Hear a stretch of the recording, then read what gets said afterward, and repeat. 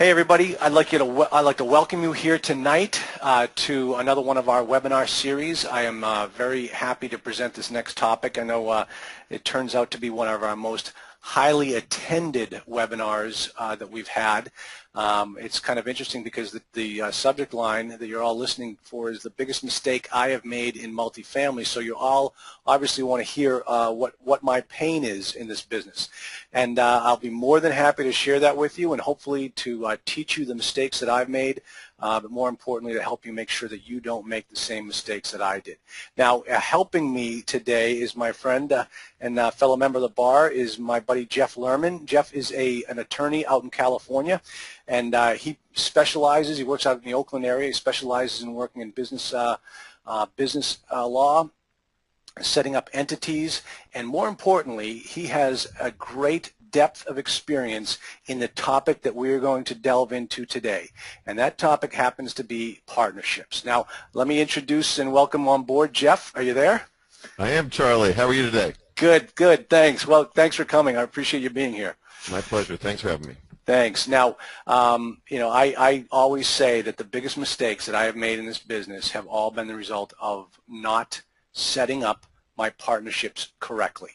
And not only does that mean from a entity structure standpoint, here I am as an attorney myself telling you these stories, but more importantly is making sure that you are doing business with the right partners. And we're going to talk about how to protect yourself and make sure you don't make the same mistakes that I did in our discussion. So, Jeff, I just got to tell you that I was speaking one time to a California attorney, and the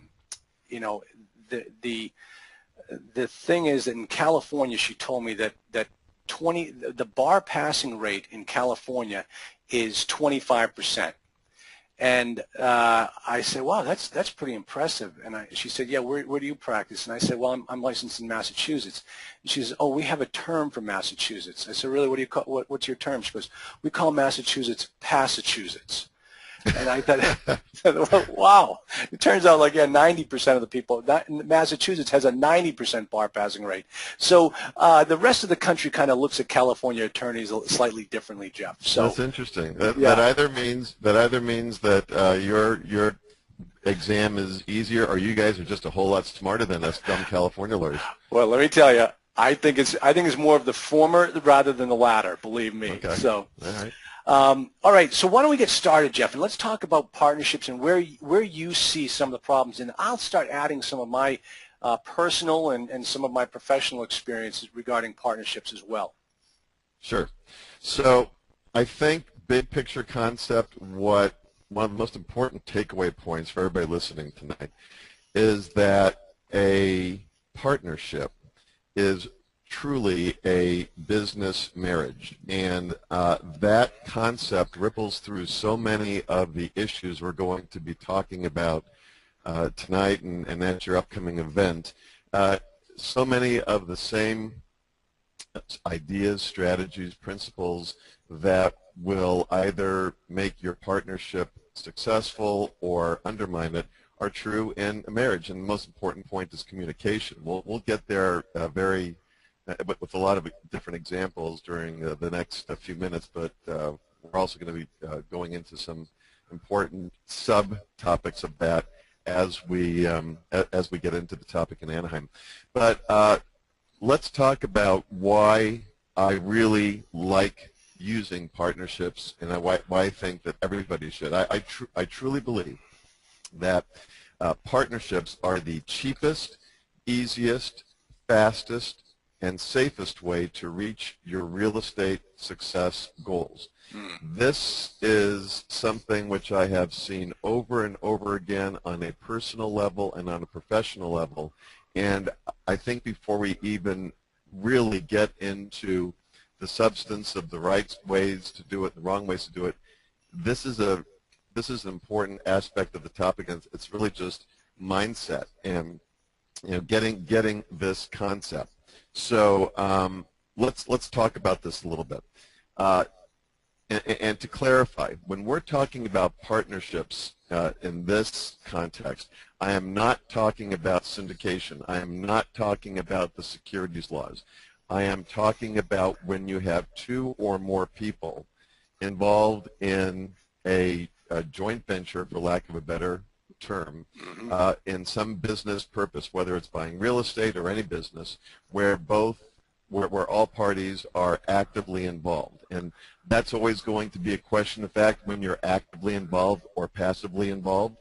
But for today's purposes, let's just assume that anybody who is just writing you a check and handing it over to you and sitting back and waiting for you to pay them a return on their investment, that's the typical definition of a passive partner. And that's when you have a security.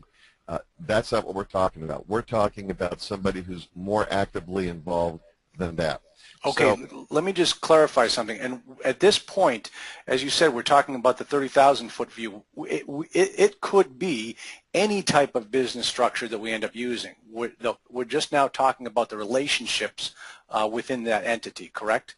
Yeah, absolutely true. Yeah, thank you for pointing that out. You know, partnerships is actually a type of entity. I mean, you can have limited partnerships, which before LLCs were enacted all over the country, that was the usual way that people did business in real estate. They formed limited partnerships. And so I'm using the term broadly in that sense, and I mentioned joint venture. But yeah, a partnership can refer to any type of entity whereby two or more people come together. So you could be talking about a corporation, you could be talking about an LLC, you could be talking about a limited partnership. That's my buzzword just for purposes of talking about this concept of two or more people coming together in active capacity. Gotcha. Hear these concepts, because this will open your mind to why this is something you really need to strongly consider doing if you're going to get to where you want to be faster. It is the cheapest way to accomplish your goals, because think about it. You've got a certain limited resources, a certain amount of time in the day. You got a certain amount of financial resources, whatever it is. And if it's just you, if you're a lone ranger and you're doing everything, you're doing it all by yourself. You find all your deals, you do all the due diligence, you bring all the money to the table. It's all you. Then that's going to be like trying to get in a car and have one foot on the accelerator, one foot on the gas, and one foot on the brake. You know, you're always going to be limited by how much time and how much money you've got. But if you can take your money and bring other people in the deal, so you're doing deals with other people's money, again in a joint venture capacity, then you can just stretch your dollars. The money that you have can go so much further. You know, I just did a refinance on one of my buildings, and I'm now looking to use that to reinvest and do some other deals. And so I can either take all that money and just do one deal by myself, and I'll own 100% of that deal, or I can take 1/10 of that pie, 1/10 of that total money, and I'll put 1/10 as seed money in this deal and 1/10 as seed money in that deal, and bring partners into it to help out with the rest, and that will just exponentially increase how much wealth I can create. And that's a key point here. It's also the easiest way to get to your goals, because again, going back to your time, which is your most limited resource, if you're doing it all yourself, there's only so many hours in the day, and you can accomplish so much more if you have the right strategic partner working with you towards the same goals. So if you want to get to your goals faster, then you will have the right strategic partner who can bring whatever you need the most of, whether it's a skill that you don't have, whether it is financial resources you don't have. You know, as Charlie said, I am a full-time practicing lawyer. And so for me, my biggest challenge is that I don't have as much time to sift through all of the garbage deals to find that needle in the haystack. And so for me, the best strategic partner, the one that I'm looking for, is somebody who's got the skills to find good deals and qualify them and understand what I'm looking for and say, here's a deal that I've looked at, makes sense, and I think this would be a good fit. To me, that would be a great partner, and that's what I have in the partners that I'm working with right now. So you got to ask yourself. Yeah, let me ask you about that, Jeff, because that is one of the problems that I've seen come up over and over again. And I see this at my seminars when other partners, other investors come together and they love this concept of partnering and they're trying to find the right person. How do you choose who the right partner is? You know, I've been in some partnerships where, you know, people come to the table, say they can do all these great things, and then it never pans out. So how can you go through the process of making sure you get the right person?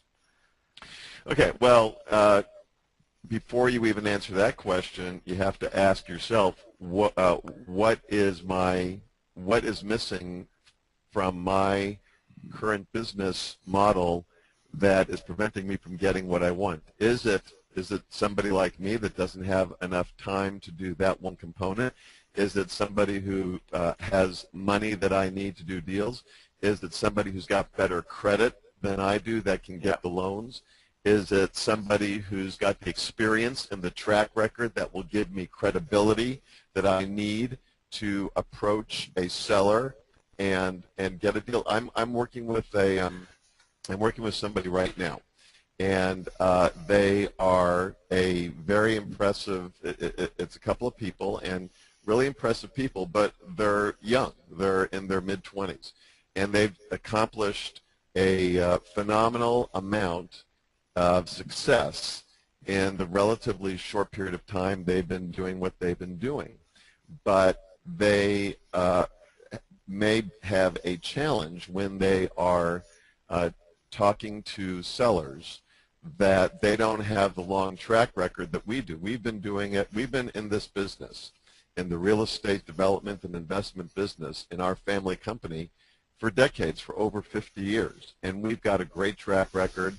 And that is, when you're trying to do deals, and especially larger deals, you know, over, say, 100 units, you know, that is usually your admission ticket just to even present a purchase offer. A lot of times they won't even talk to you until you can give them a proof of funds letter and show them that you're credible. And if, you know, so that's, in this particular relationship, there's a good fit there because they are able to find deals that I'm interested in, and I can bring some credibility to the table when they're talking to sellers. So that's the first thing you got to do, is figure out what it is the right partner looks like to you. Don't find somebody who's just redundant of your skill sets. What are you missing? What are you missing from your business model? And then once you identify that, what you're looking for, once you get crystal clear on your focus, then there are a lot of different ways that you can go about finding that person.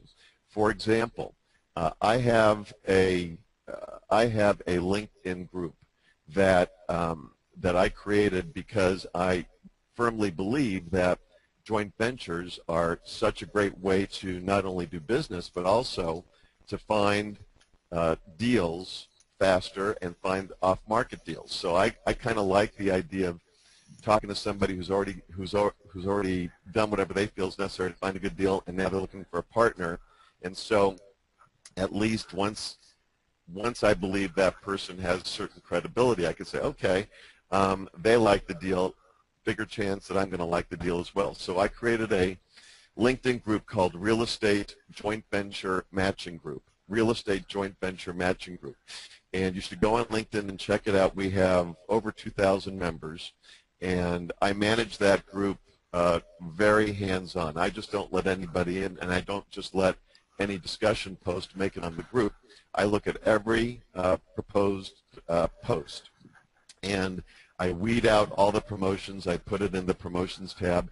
I make sure that the only thing that gets in our group is somebody who is looking for money to do a deal, or somebody who has got a deal and they're looking for a partner, or somebody who's got some great financing for people who are looking for joint venture type financing, and with that kind of group, I get first look at all those deals because I'm the manager, and all those discussion posts have to go through me.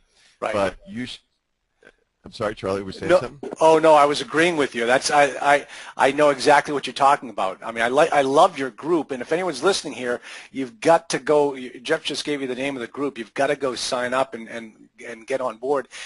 Even if anything, just to sit on the sidelines and watch the conversations that take place on that board. It's fascinating. It's great stuff.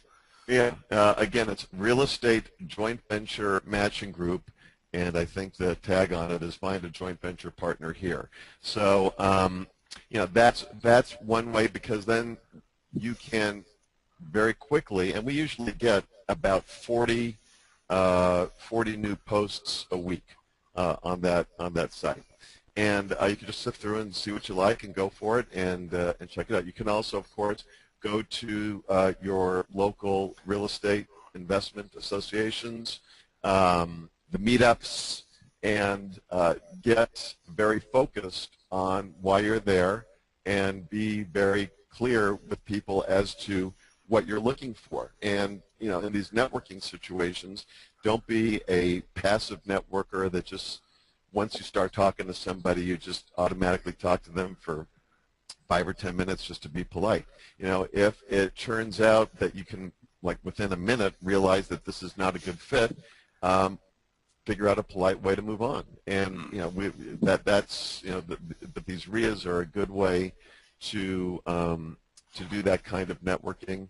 And also through your professional advisors. I have a great CPA, and I tell my CPA what I'm looking for. And by the way, you should tell all of your business advisors what you're looking for.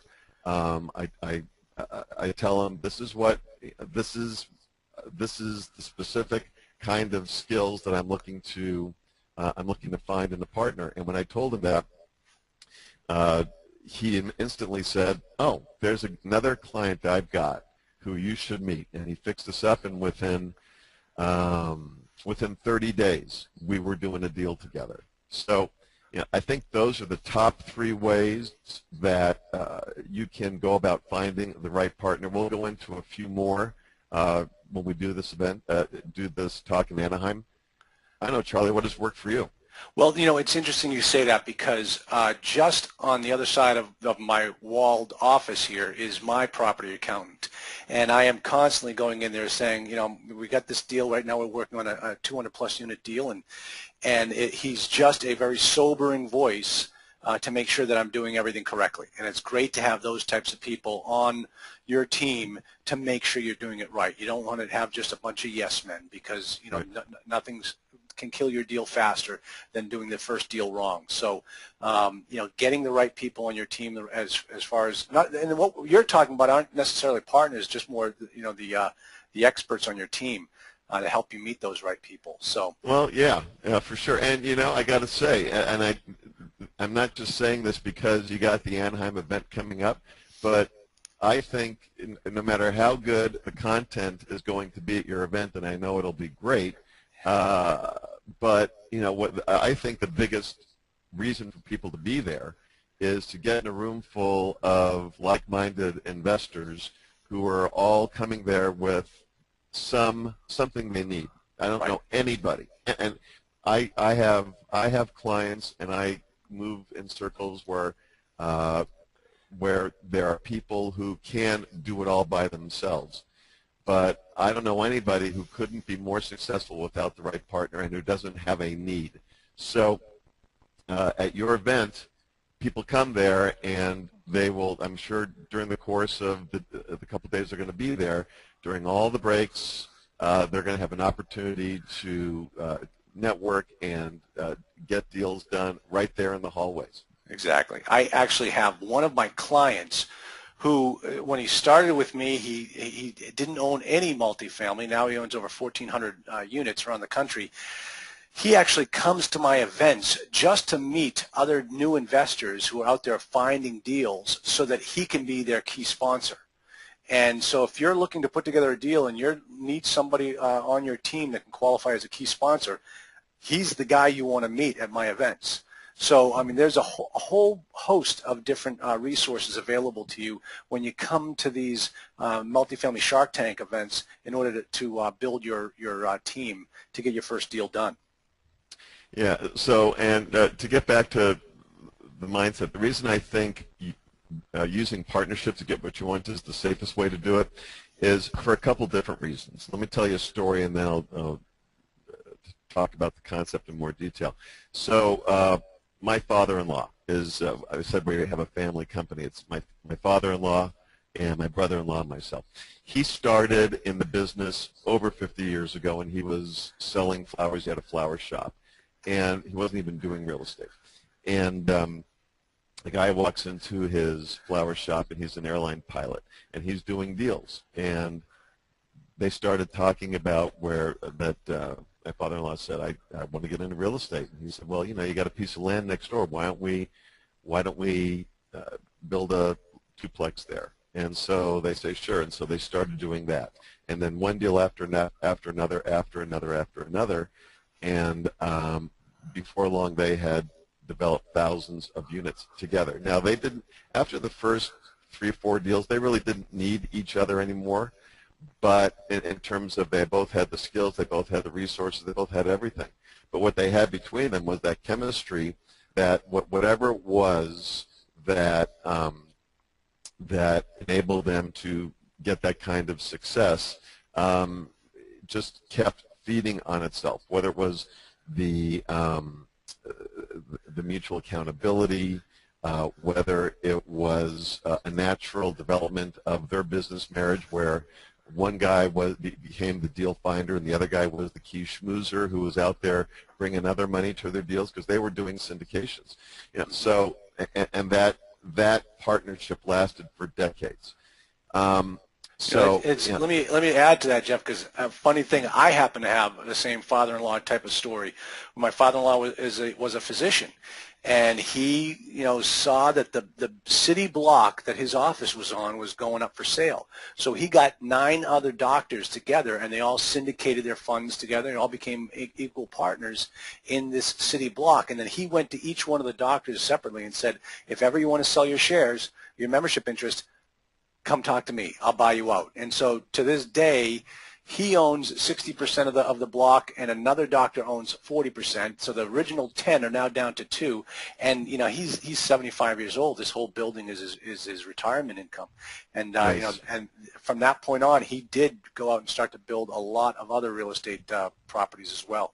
Right, right. Well, but the reality is this: real estate can be a very lonely, isolating business. You could sit at your computer all day long looking at deal after deal after deal, and at some point, if you're going to pull the trigger on a deal, it is always, I always look for at least one sounding board before I pull the trigger, just to get a reality check. Sometimes you get too close to a deal, and even if it's just my CPA, who again is he's just an entrepreneur, he's an investor himself, and I say, this looks interesting to me, what do you think? It's great to have a partner that you can use as a reality check, and it's all about, you know, doing this business to mitigate your risks, be prudent, be a risk taker, but be smart about the risk you take. So that's what I mean by it's the safest way to do deals. The other thing is that investing 101,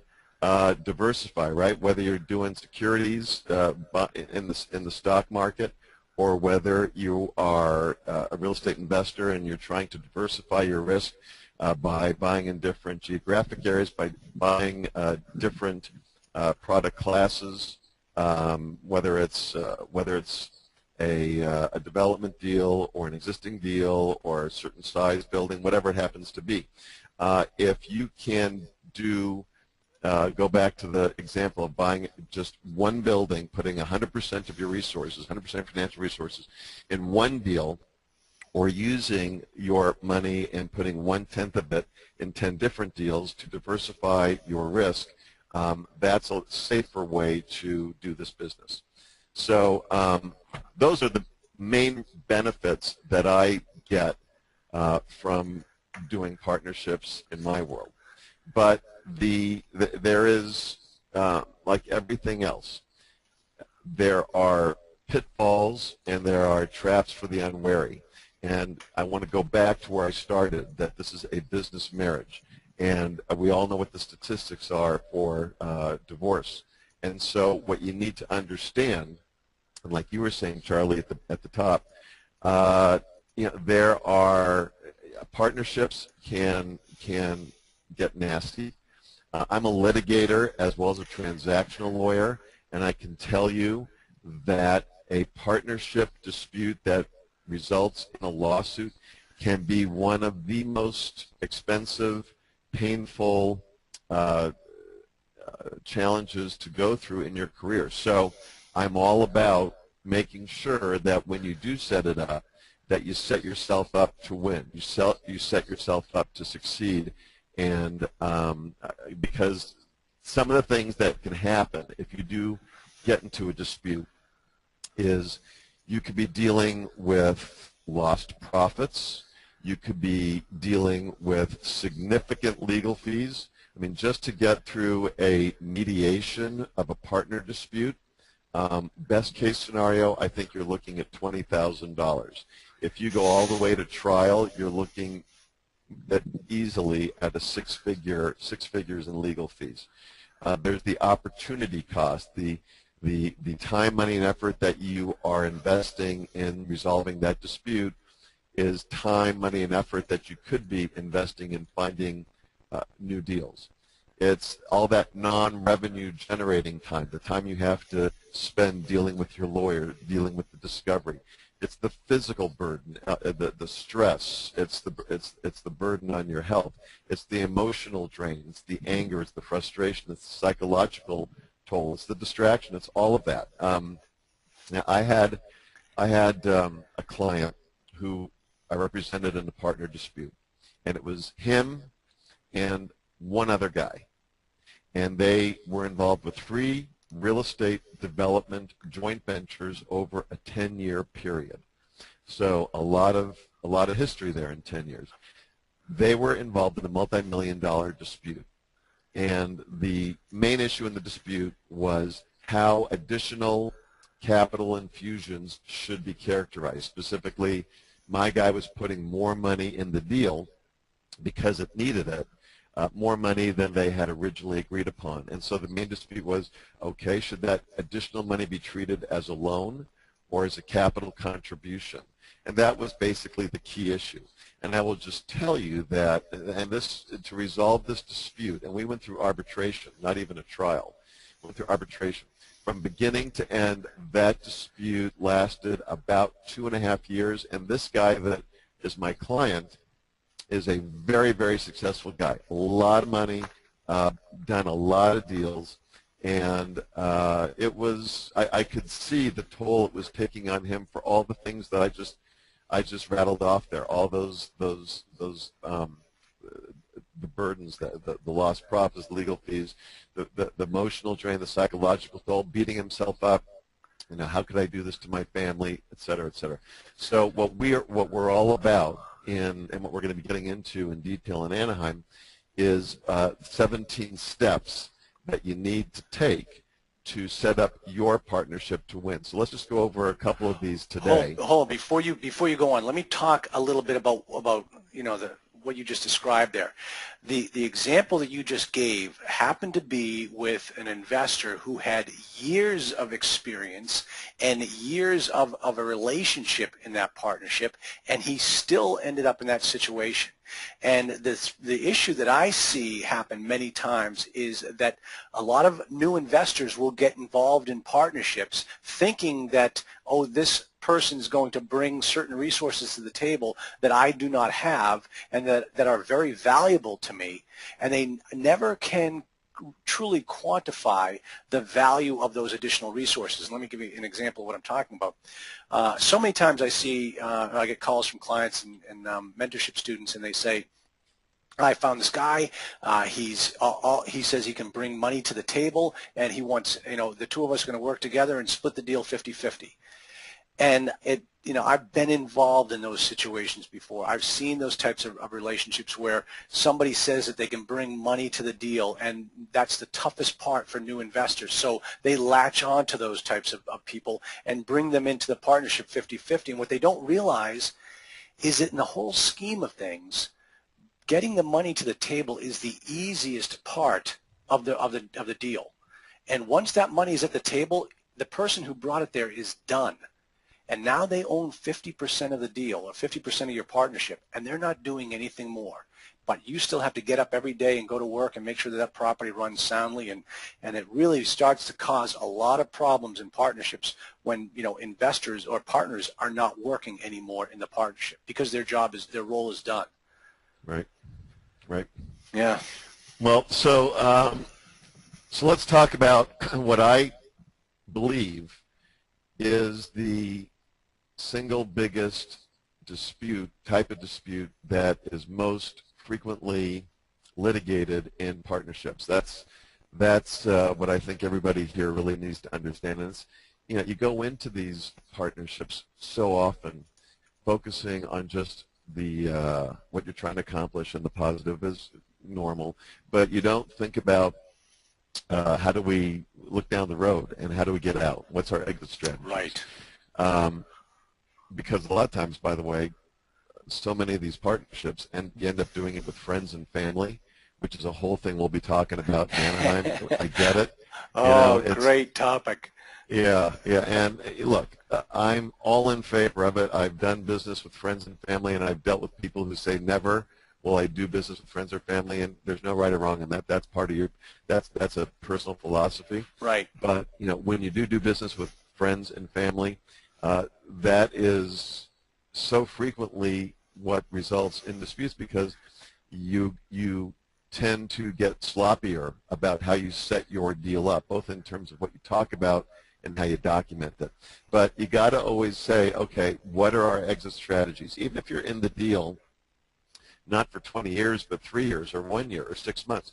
So the usual things that will result in the deal being ended is, besides just selling the asset, I'm talking about a premature exit, a premature termination.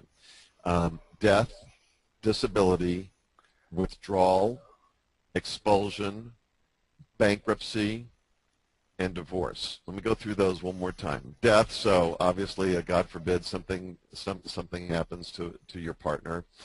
Disability, your partner becomes incapacitated either mentally or physically. Withdrawal, where for whatever reason you or your partner decide you want to pull out of the deal before the date that you had initially agreed. Expulsion, so if your partner turns out to be a deadbeat partner, how do you get rid of your deadbeat partner? Bankruptcy, what happens if your partner goes bankrupt? Divorce, what happens if you are with a partner and your partner gets a divorce, and all of a sudden your partnership interest becomes part of the dispute in divorce court in terms of who ends up getting your partner's partnership interest. And there might be some other things that could cause an early termination that might be unique to your particular situation.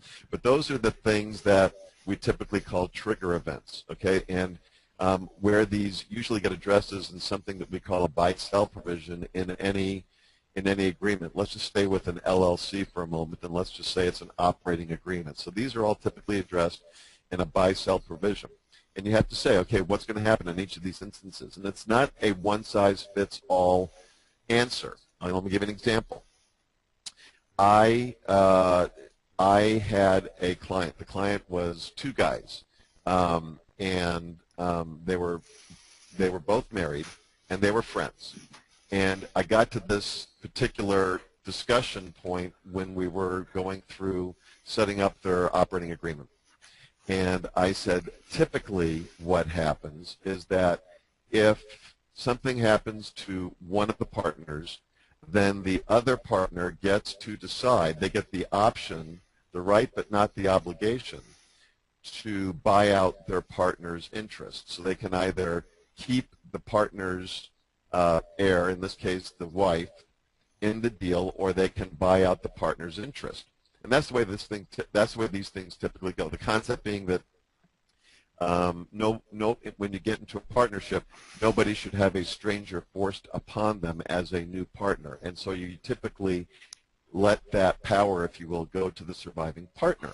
Well, in this situation, these guys said, you know what, if something, God forbid, happens to me, I don't want my wife's financial destiny to be decided by my partner. I want my wife to have that power. And both of these guys had such a good relationship with each other and their respective wives that they said, you know what, I'm fine if something happens to him. If I'm going to be dealing with her, I'm fine with that. She's great. I love her, and we would we'll be great partners. And so in that scenario, what we did is we ended up taking that default, that traditional approach, and we flipped it around. And we said, in that situation, the wife gets to decide if she wants to be a partner, stay in the deal, or if she wants to be bought out. So this takes us to another point, which is what I see so often as a litigator.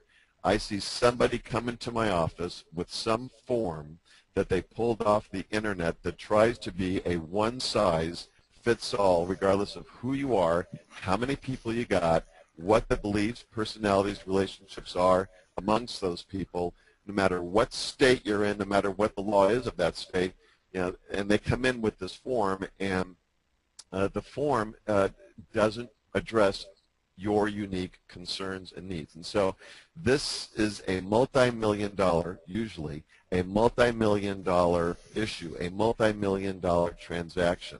And so I really encourage you to take it seriously and get a document that is customized to your unique specific needs, concerns, and objectives. The related issue is, how do we value interests on early withdrawal? When one of these triggering events that I listed a few minutes ago happens, how do we value the interests on early withdrawal? Jeff, let me interrupt and just add a little bit of color to what you just said. So many times people will say, try to make light of the relationship and say, well, it's my brother. I don't need a document. I don't need to have anything in writing. He's my brother. And we get along great, and our spouses get along great. And I said, listen, the problem is not going to be with your brother. The problem is probably not going to be with your brother's widow. The problem is going to be with your brother's widow's next husband.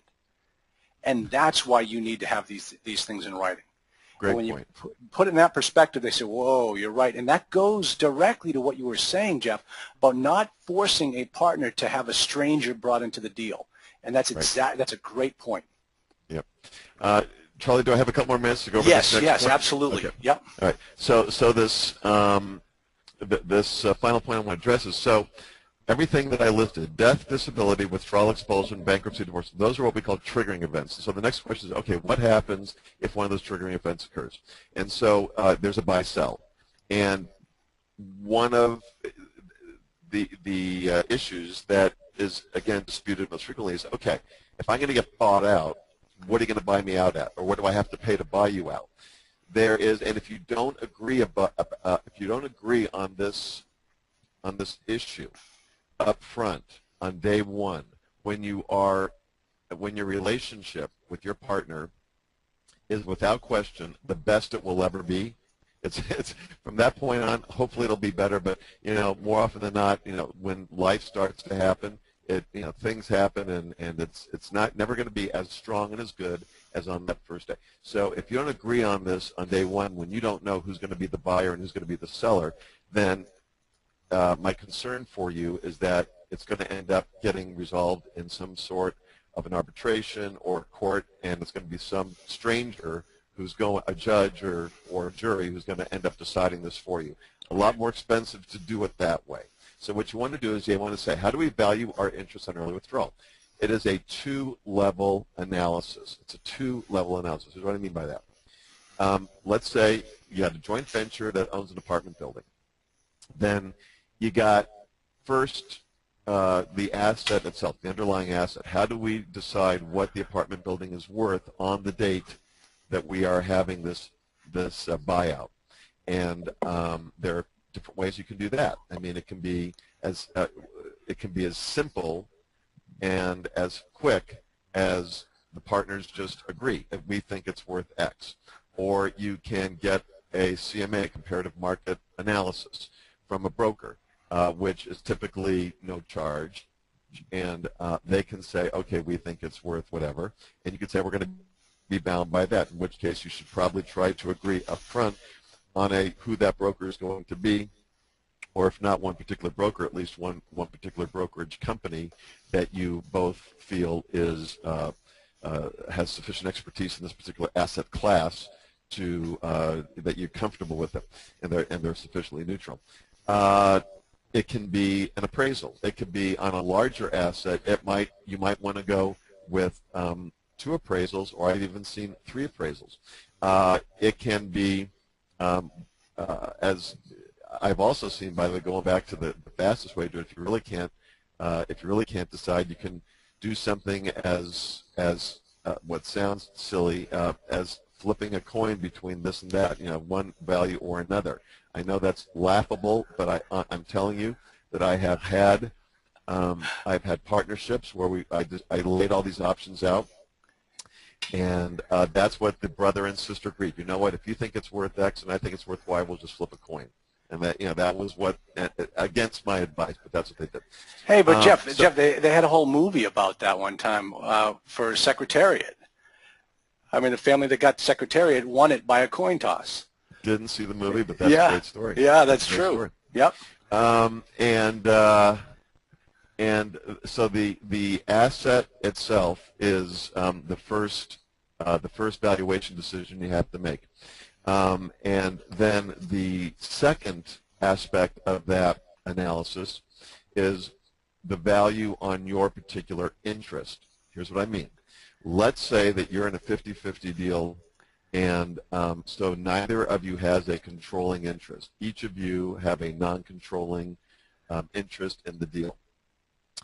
If you went to the secondary market, if you tried to take your non-controlling interest and sell it to somebody else, it's going to be worth less than if you have a controlling interest.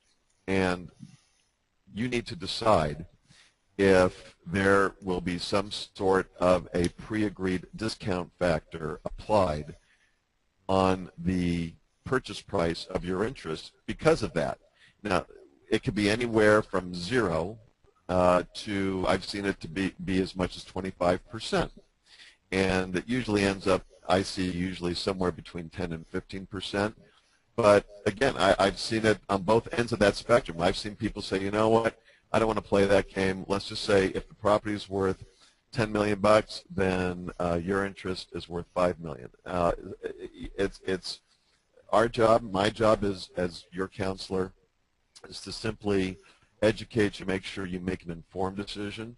But the key is that you think about it in advance and not have to go to court and have some stranger decide it for you. Exactly. Yeah. So that's if you just follow these, and the nice thing about this, and this is what we try to do, and this is what I will do when I see you in Anaheim, is I will take. I think that one of my skill sets is to take the complicated and make it simple. And I promise you that when I stand in front of you and take concepts like this, I will spoon feed it to you. I will break it down and give it to you step by step, almost checklist fashion. So you will have a roadmap that's easy to follow for you in making sure that when you sit with your prospective partner, that you can take this roadmap for your discussion, and you can talk about the things you need to talk about, and then you can sit with whoever it is, whether it's with me or whether it's with some other lawyer, your current lawyer, and at least go into that meeting having discussed what I will estimate 90% of partners never discuss, and go into that relationship with the risk of a problem mitigated about as much as you can mitigate it. So that's what my commitment is to you when I see you in Anaheim. That's great. I appreciate it. So for those listening, Jeff is going to be joining us in the Multifamily Shark Tank event in Anaheim on March 28th, 29th, and 30th. And he's also going to be one of the moderators or one of the participants in the Shark Tank event, which occurs on the end of the at the very end of our session. Now, I think Jeff is actually going to bring some very interesting perspectives to the event, not only because he's going to be there one of the days talking more in depth about partnerships, but he's also going to be one of the moderators, as I said, coming from a guy that deals with JV partnerships and JV arrangements through his LinkedIn network at the minimum. He's going to be able to show you exactly what you're going to need to do in order to put together a good property package in order to get your deal funded. What other types of JV partners are going to be looking for in order to get put money into your deal. So when you come on to our event, obviously, in addition to all the multifamily training, Jeff's going to be going through, such things as what do you do when you've got partners that don't work? What do you do if you've got a problem partner? What advice can new investors get? How do you get rid of bad partners? And what types of entity structures should we use in order to make everything go very smoothly? So, Jeff, I'm thankful that you're going to be there. I think it's going to be a lot of fun. It's going to be great. Very intense training taught by two attorneys that specialize in this business. That we do deals day in and day out, and also we represent clients to make sure that they're well protected against doing bad deals. So I think it's going to be great having you there. I can't thank you enough for agreeing to speak, and I guess we will see you at the end of this month. Sounds good. Looking forward to it. Looking forward to seeing everybody there, and. Thank you for the time and the opportunity to do this initial introduction. Great. I appreciate it. Thank you so much, Jeff. Okay. Bye-bye. Bye-bye.